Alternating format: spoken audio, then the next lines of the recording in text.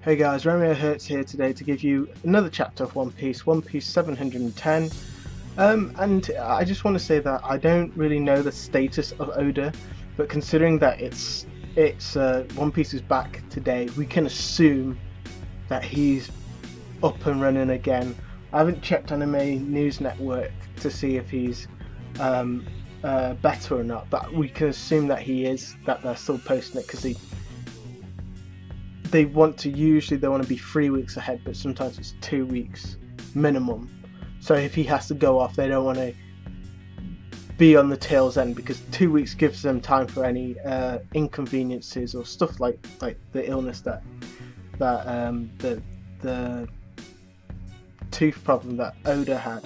But anyway, great cover color today. It had a very kind of Chinese Enter the Dragon kind of feel to it, which I felt was very impressive.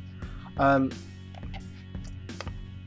yeah, it was really fun, and I'm always surprised at how creative Oda can be with his color pages. He's done so many, but yet he still can deliver creative pieces, really inspirational ones, or ones that's inspired him. So that was really fun. So this starts off in the Corrida Coliseum after the fight, and you see Luffy consoling Bellamy. And Bellamy, I wanted to see more from Bellamy. He might still do, but you know, we don't know how he would have stacked up to Bartolomeo. But the King's Punch was just too much for him. I mean, it could take out a young Cal, so I'm not really going to shit on the guy because he was really, he was pretty competent during the fight. And Bellamy remarks that he's just so kind of annoyed that Luffy. Well, he's also inspired by the fact that Luffy called out to him and tried to cheer him on, which was, I always felt was really cool for Luffy to overcome how Bellamy wronged his friends, and then see Bellamy's effort and to cheer out. That's one of the greatest things about Luffy that I really appreciate that Oda's done for the character. And Bellamy remarks about Luffy's haki, and at first I was like, what? How does he know about Luffy's haki? Did he see the fight between him and Don Jinxiao?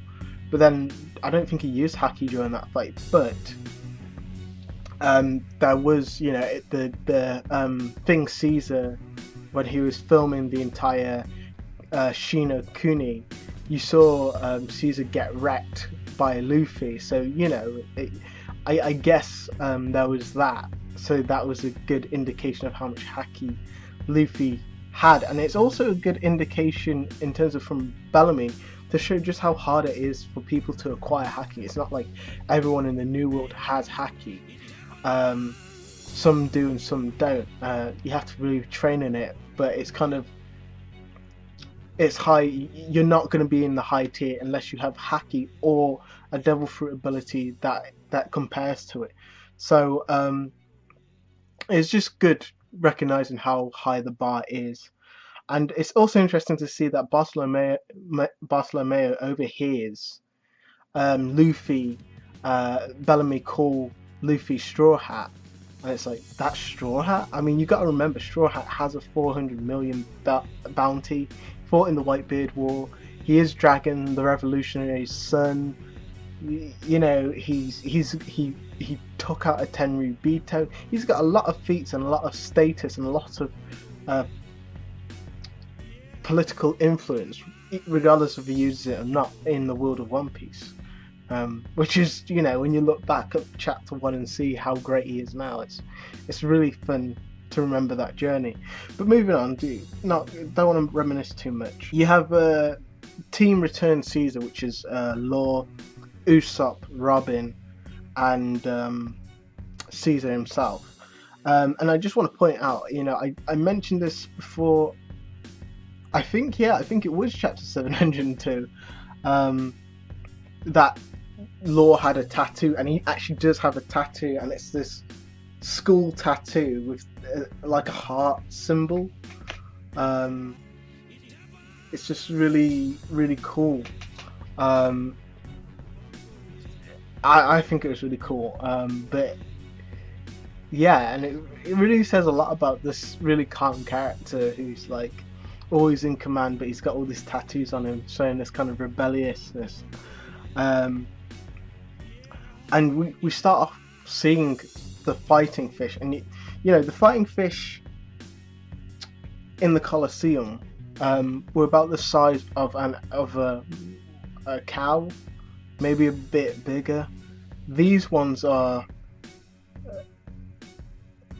borderline Sea King level.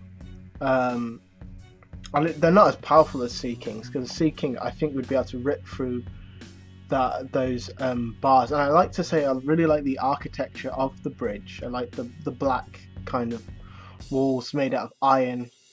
It makes you wonder though, which I'll get to later, how can people build and repair this bridge constantly?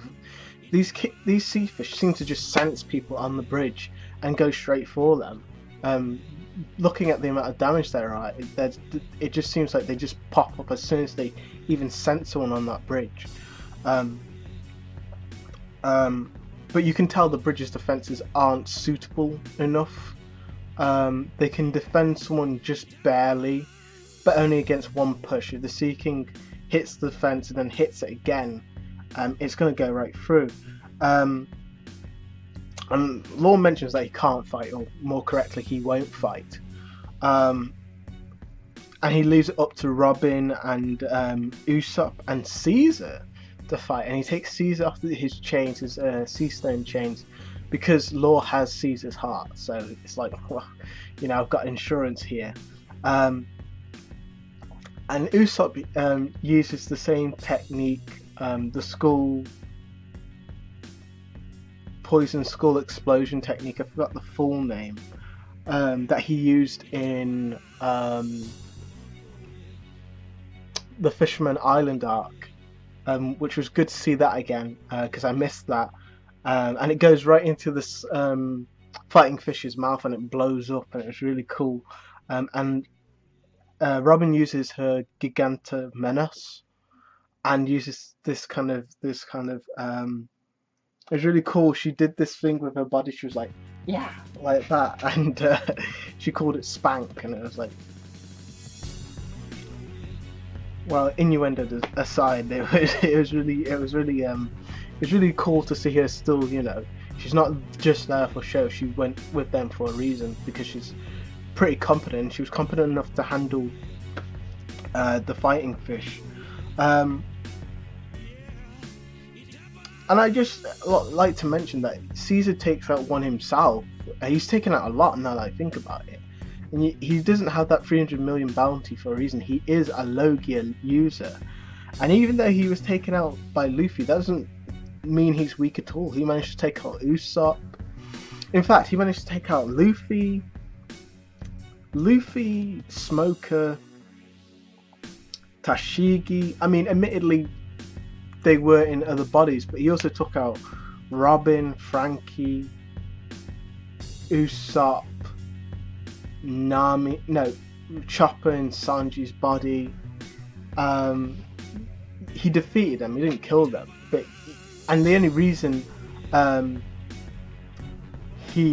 one of the main reasons he lost against Luffy was the fact that he told Usopp about his abilities, and Luffy found out about the abilities and then knew how to fight against it. Once he understood there was a range to it, and how he could break Caesar's concentration and stuff like that. And Caesar's just got overconfident, but still Caesar is a very competent fighter. He's just not on Luffy's level, and Luffy does have a 4 million bounty, but he's definitely, I'd say, supernova level at the very least. One thing that's mentioned is that Law's power uses stamina, and I'm gonna get back to that, because that's a very interesting comment. And later on, I'll get onto that in a minute. But he mentions that he can't use his power because he's saving every single ounce of it for when he confronts or interacts with Doflamingo, because we all know it's not going to be going down like a simple, yeah, you can take Caesar, thanks, bye. No, it's Law forced him into some serious embarrassment, so he's not.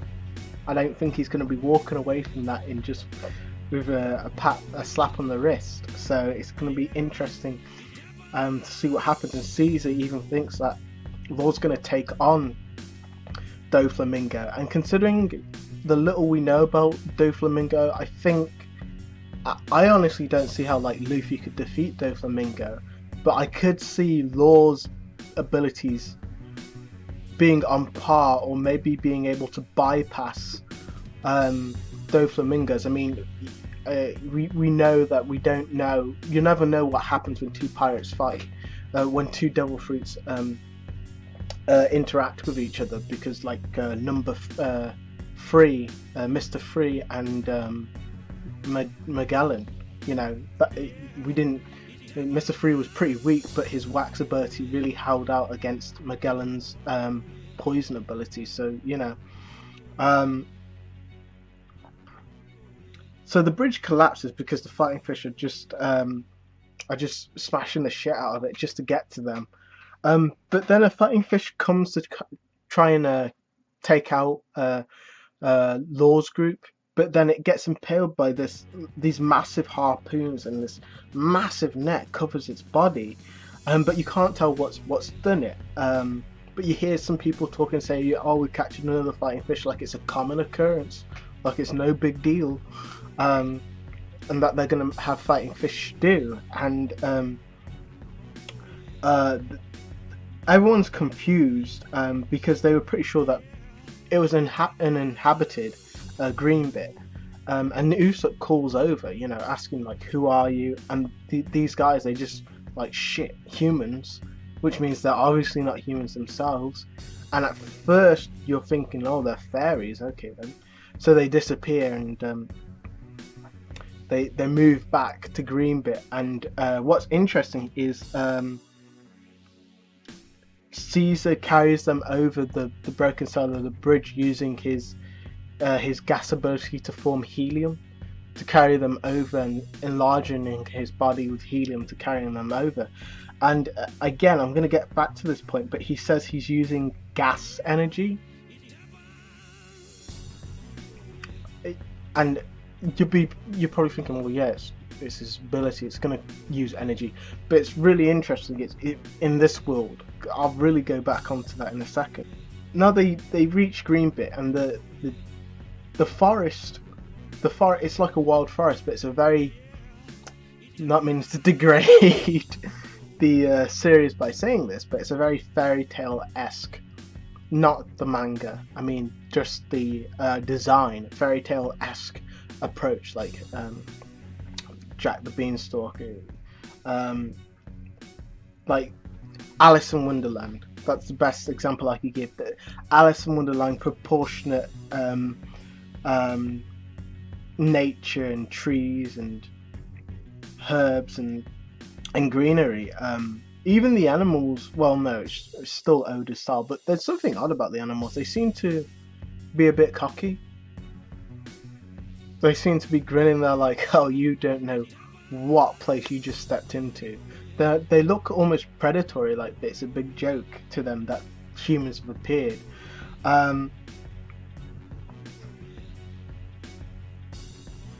Then the crew, they reach that point, and Caesar calls out for Doflamingo, but it's not yet time for the exchange. So what happens is Greenbit, the Straw Hats and Law notice that there's a warship crash landed. It's not even shipwrecked, it's crash landed. And speaking of shipwrecks, just quickly, around the shores of Greenbit are just ships upon ships destroyed by the fighting fish, but this marine warship has crash landed, like it's coming at a trajectory, like it's used coup de burst to, like the Straw Hats used, and landed in this place. And it's landed just recently, but we don't know what recently means. That could mean like a few hours ago, a few minutes ago. We don't really know.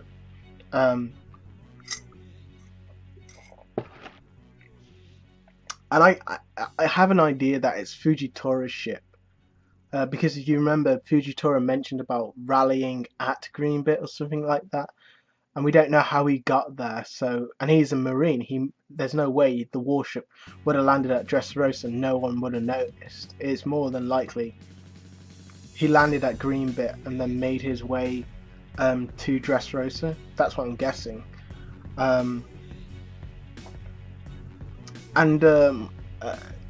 Caesar remarks that he's got a bounty. You know, it's not safe for him. He's got a bounty because Doflamingo is no longer a Shibukai. He doesn't have any legal animosity and any legal protection, which is interesting. It's always good that Oda reminds us just of the political the political power that a Shibukai title gives a pirate and those associated with pirates. But in the same regard, so is Law. So shouldn't he have some protection because of Law? Well, we don't really know. We don't, even with the Alliance, we don't really know what's going on with Law at the moment in terms of his Shibukai status. We'll see how that develops and how he uses that. But Law sends Usopp and Robin to investigate Greenbit, and I find that interesting because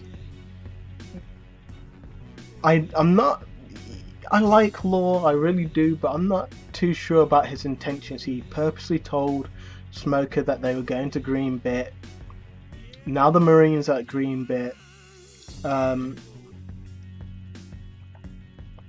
And later on, Robin and Usopp spot Marines in the forest, and the Marines know that the Straw Hats are meant to be there. So it's like, what is Law's game? Is he planning to make as much chaos as possible to ensure some kind of escape with Don Quixote Doflamingo? In fact, I don't even know why he's honouring Doflamingo, the trade-off with Doflamingo. I think there's some plan involved. I think the Marines are there. Yeah, I think the idea is to get, because they know the Straw Hats are going to be there, is to get the Marines to send a sizable force that are comparable to the Straw Hats to fight off the Straw Hats. But then I think what's going to happen is, when the shit hits the fan with Doflamingo, Law is going to try and convert their attention to Doflamingo, who's now a pirate. He doesn't have Shibukai protection. So I think he's going to use the fact that the force being sent for the Straw Hats is powerful enough to fight Doflamingo, and because Law is still a Shibukai, he might have protection, so he might use those things as an advantage to combat Doflamingo. And I think that's why he's not so worried about the problem with Doflamingo, because he recognises he's got other coals in the fire. He's got other things going, and it's really interesting to see how he's going to use these things to his advantage. He's really, I'm really liking Law. He's really got it set up in his brain. The Marines in the forest are calling out. They're calling out for the Straw Hats, and they notice that there are people there. There are people talking to them, and he's like, "Yo, are you the Straw Hats?" And one replies back, "No, I'm not a Straw Hat. I'm Leo." And the Marines are like, "Who the fuck's Leo? What's going on? Look, we're the good guys. You can trust us." And Leo and his friends are like, "No, we know we can trust you, but we want your weapons. We want actually everything." And they promptly steal them so fast that no one can see it. But what's interesting is that this is similar to what happened to Zoro and his sword. I forgot his name. And he has to go get it back, and he believes it's the fairies, and everyone says it's the fairies that are stealing it. But it might not be what we think it is. So the Marines are stripped of everything. They set their briefs, their clothes, their justice, their coats. everything's gone and they just run away because they're defenseless. But it happens so quick and that no one can tell what's going on. Whoever's doing what they're doing moves so fast that they can't perceive it. And Robin uses her ability to make multiple hands in the grass, so that at least one of these fuckers will be grabbed by one of these hands, and she manages to catch one, and she runs up to it and she calls it a dwarf. So, which kind of makes sense fictionally, because it was stated that mythical dwarves were very hard to catch, were very elusive, almost impossible to catch.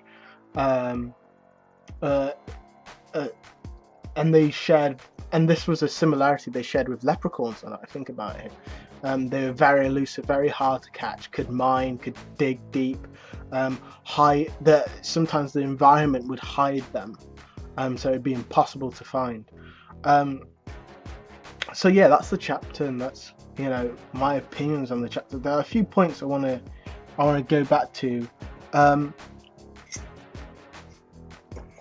I mentioned about the bridge's construction, and I believe it's the dwarves that construct the bridge and fix it.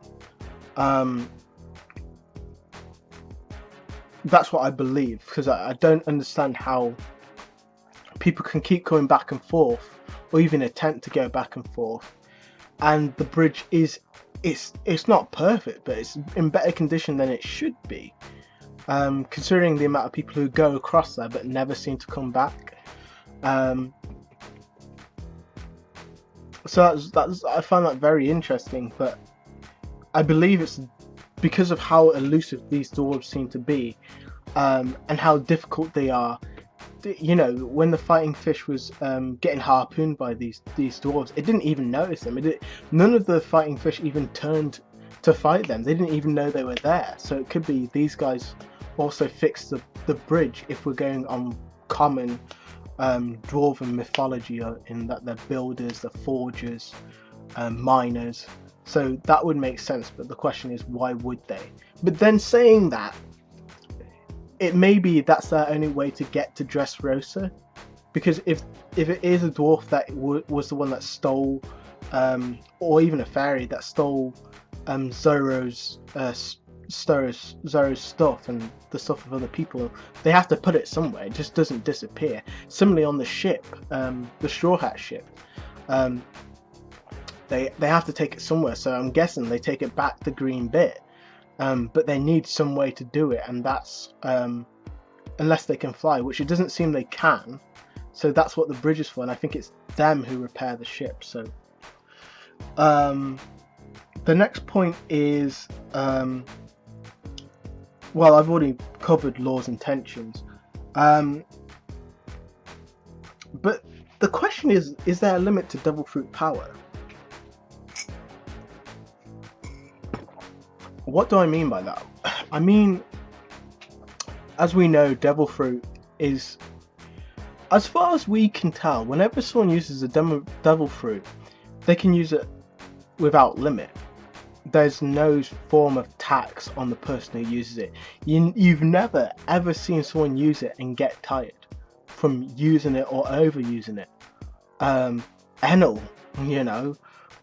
Logia uses themselves, they use so much of it, but they never get tired from using it.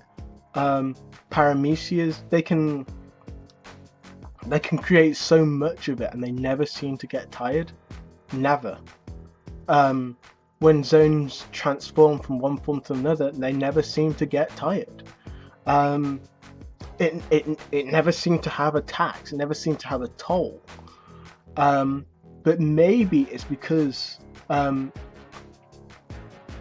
it has such a low cost rate that it doesn't usually matter. But in the new world, because of Haki,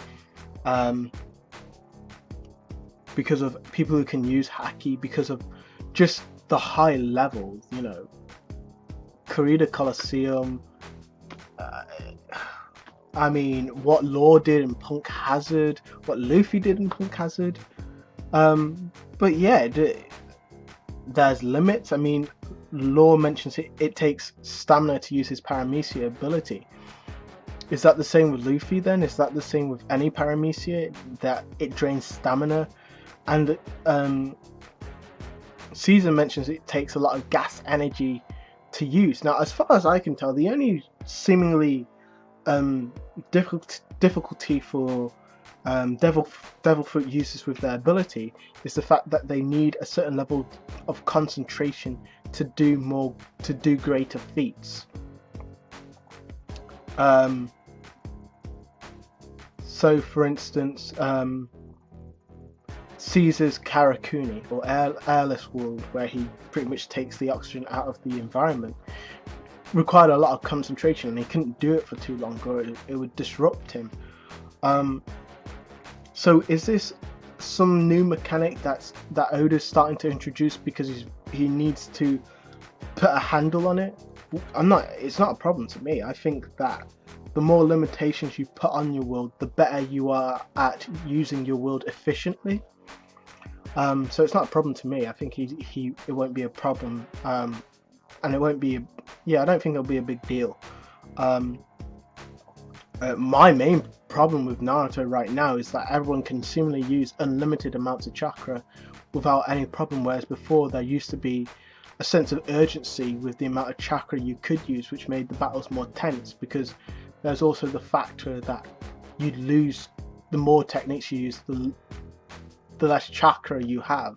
And if you ran out before someone else, you were in major trouble.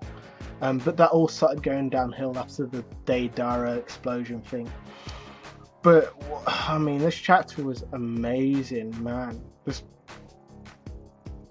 This chapter was like, I give this chapter a full house steak out of 10, because that's how it was. That great. It was that, considering we had missed 2 weeks, this was so worth the wait. So worth the wait. Fuck. Oda the man. God damn. Anyway, amazing chapter. I'm glad it was definitely worth the wait. So I'm gonna give this chapter. I've already given you my chapter review, so this is Romeo Hurts. I can't wait to see you guys next week for the next chapter. Really amazing. Until next time, guys. See you later.